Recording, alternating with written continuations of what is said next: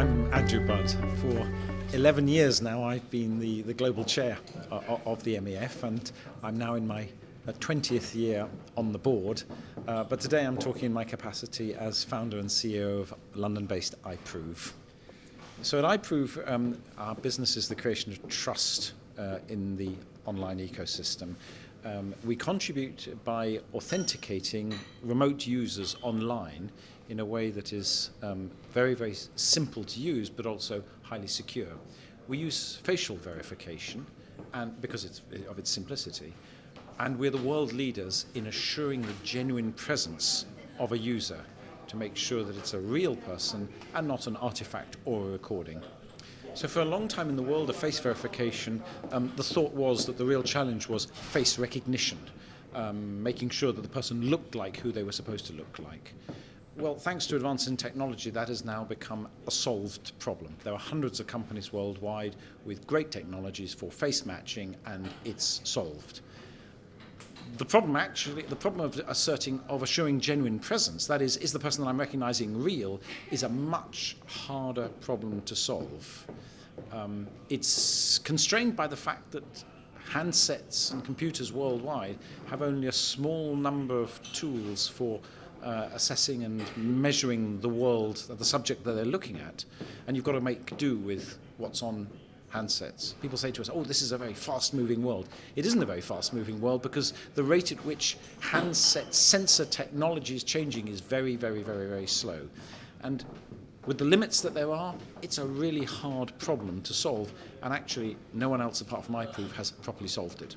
So I think there were three problems. The first is confusion, that everyone talks about digital identity, and it's all very, very complicated, and different roles get muddled up between each other. We found it helpful to break the world of digital identity down into three big functions. One is the collection and storage of attributes about a person, the bits and pieces of information that make up a person's identity. The second function is getting it from the store to the relying party in a way that is secure, can't be corrupted, and is authorized. And the third problem is authenticating the user's right to assert that particular set of attributes. That's authentication. That's what we do. We do the authentication bit. We don't do the secure attribute transfer, nor do we do the attribute collection and storage. But if you think about it in those three ways, it becomes a little bit easier to understand. The second problem is one of risk, that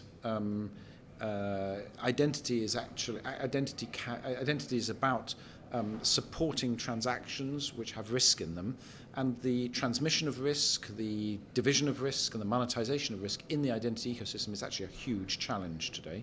And the final one is business model, that actually it's a real problem trying to find a business model that will pay for people to do many of these functions. And that's actually the biggest problem in the identity area today, which is why in most cases identity is being provided by governments who have other motives other than revenue to carry out identity provision.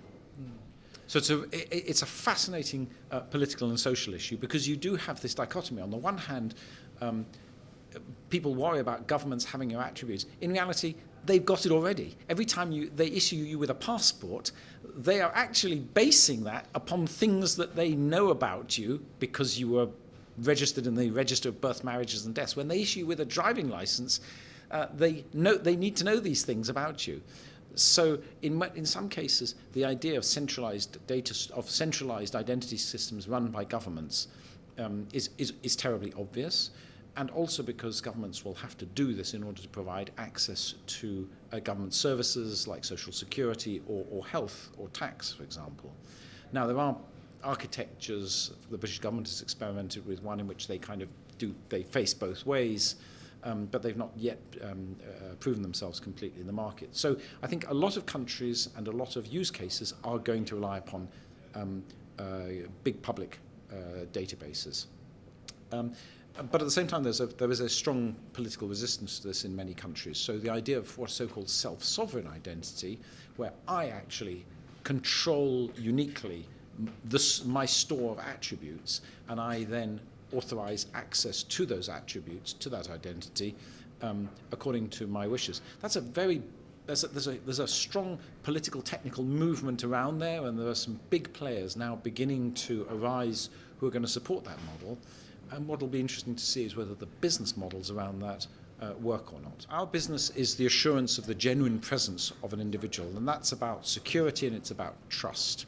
And so over these last few years, we've built a base of reference customers comprising some of the most sophisticated, most demanding, most competent organizations like the US Department of Homeland Security, like the UK Home Office, like one of the world's largest banks, ING, who provide not just to their internal users but also to other people in the market confidence that when iProov says, when we at iProov say we are secure, we are usable, there are these trustworthy reference points to confirm that that's true.